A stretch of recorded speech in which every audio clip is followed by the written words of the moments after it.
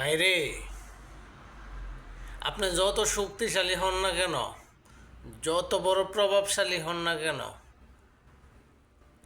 আপনি শত্রুর সাথে মোকাবেলা করে কিভাবে জয় হবেন?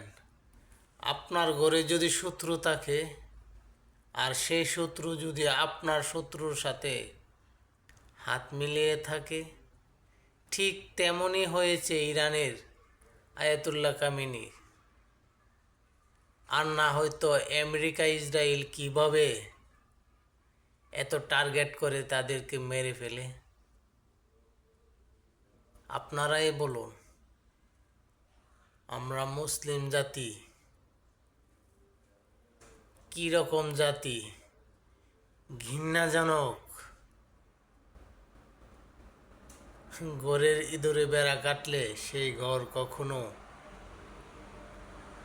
ও যায় না। আমরা কবে ভালো হব, কবে নিঃস্বার্থভাবে ভালোবাসবো? আমরা মুসলিম জাতি বড়ই অদ্ভুত মনে হয় আজ আয়াতুল্লাহ কামিনীকে হত্যা করে ফেলল। মুসলিম বিশ্বের বুকে একটি তরতাজা দেহ লুটিয়ে গেল। এখন মুসলিমবাসী কাকে দিয়ে শক্তি দেখাবে? হাই রে মুসলিম জাতি,